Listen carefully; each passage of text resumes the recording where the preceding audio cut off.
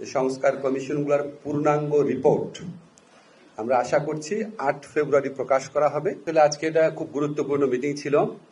Commission প্রধানদের সাথে আপনাদের অলরেডি নাম বলা হয়েছে, ওনাদের সাথে আমাদের প্রধান উপদেষ্টা ডক্টর মোহাম্মদ ইউনূস এবং জাতীয় ঐক্যমত্য কমিশনের প্রধান ডক্টর মোহাম্মদ ইউনূস একটা বৈঠক করেছিলেন সংস্কার কাজের অগ্রগতি সম্পর্কে জানার জন্য।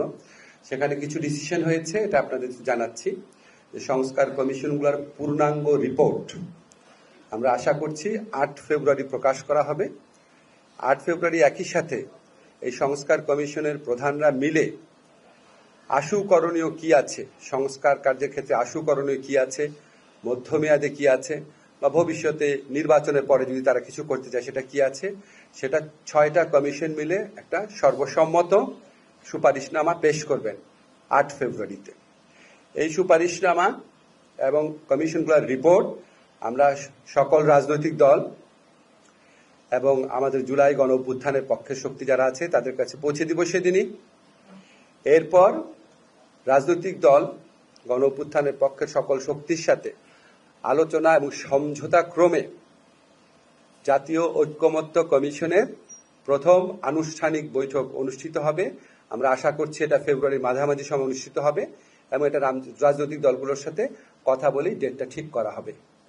জাতীয় ঐক্যমত্য কমিশনের প্রথম বৈঠকে সভাপতিত্ব করবেন ঐক্যমত্য কমিশনের প্রধান ডক্টর মোহাম্মদ ইউনূস এবং এখানে সকল রাজনৈতিক দল এবং আন্দোলনের যারা পক্ষশক্তি ছিল তাদের প্রতিনিধিরা থাকবেন এবং আমাদের যারা কমিশন চিফ আছেন ওনারা সবাই উপস্থিত থাকবেন। এটাই আজকে মোটামুটি অগ্রগতি। আমরা আশা করছি এই আলোচনা ফেব্রুয়ারির মধ্য থেকে যে শুরু হবে সেটা সম্ভব হলে রোজার মধ্যেও চালিয়ে নেওয়া হবে, রাজনৈতিক দলগুলো যদি রাজি থাকেন, এবং যত দ্রুত সম্ভব আমাদের সংস্কারের ক্ষেত্রে করণীয় কি সেটা ঠিক করা হবে।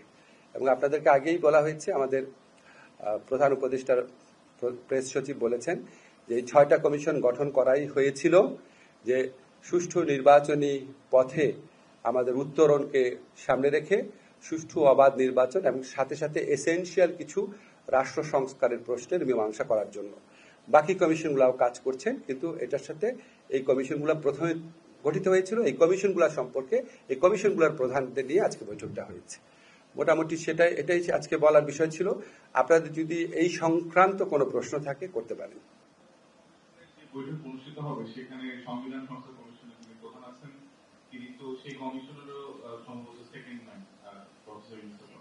তো সংবিধান বিষয়ে আসলে কি আশু আপনাদের সুপারিশ দেওয়া হবে বলে আপনি ধারণা করছেন বা কোনো আলোচনা হয়েছে কিনা? মানে সংবিধান কি পুনর্লেখন করা হবে নাকি সংবিধান? আমি একটা জিনিস আপনাদের বলি, আমাদের যে ৬টা কমিশন আছে এই ৬টা কমিশনের কার্যক্রম তো ৮ তারিখে শেষ হয়ে যাচ্ছে।